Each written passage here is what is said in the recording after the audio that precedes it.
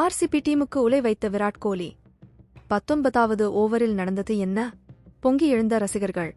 Rajasthan Royals அணிக்கு எதிரான போட்டியில் விராட் கோலி 8வது IPL சதம் அடித்து பல புதிய சாதனைகளை படைத்தார். அதே சமயம் அவரது ஸ்ட்ரைக் ரேட் மற்றும் சதம் அடிக்க வேண்டி 19வது ஓவரில் அவர் ஆடிய விதம் ஆகியவை கடும் விமர்சனத்துக்கு உள்ளானது. ராஜஸ்தான் ராயல் சேலஞ்சர்ஸ் பெங்களூரு அணிகளுக்கு இடையிலான லீக் போட்டி ஜெய்ப்பூரில் நடைபெற்றது. இந்த போட்டியில் பெங்களூரு அணி முதலில் பேட்டிங் செய்தது. அந்த அணியின் துவக்க வீரர் விராட் கோலி முதல் பந்தில் இருந்து கடைசி பந்து வரை களத்தில் நின்று ஆடினார். 67 பந்துகளில் சதம் கடந்த அவர் 72 பந்துகளில் 113 ரன்கள் குவித்தார். முதல் பந்தில் இருந்து கடைசி பந்து வரை ஆட்டமுழக்காமல் இருந்த விராட் கோலியின் ஸ்ட்ரைக் ரேட் 157 மட்டுமே. இதற்கு காரணம் விராட் கோலி கடைசி ஓவர்களிலும் அதிரடி ஆட்டத்துக்கு மாறவில்லை. இத்தனைக்கும் பெங்களூரு அணி 3 விக்கெட் மட்டுமே இழந்து இருந்தது. மேலும் 18வது ஓவரின் முடிவில் 98 ரன்கள் சேர்த்து இருந்த கோலி 19வது ஓவரின் முதல் 2 பந்துகளில் 1 ரன் மட்டுமே எடுத்தார். அடுத்து கேமரான் கிரீன் 3வது பந்தில் 1 ரன் ஓடினார். பின்னர் 4வது பந்தில் 1 ரன் ஓடி தன் சதத்தை நிறைவு செய்தார் கோலி. 19வது ஓவரில் 4 ரன்கள் மட்டுமே எடுத்தது பெங்களூரு அணி. இதை அடுத்து விராட் கோலி சதம் அடிக்கவே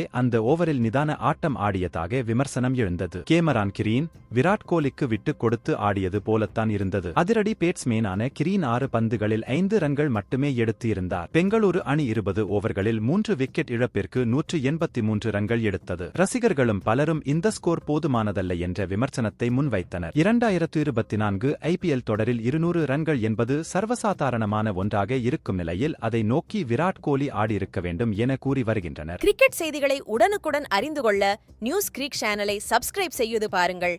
நன்றி, வணக்கம்.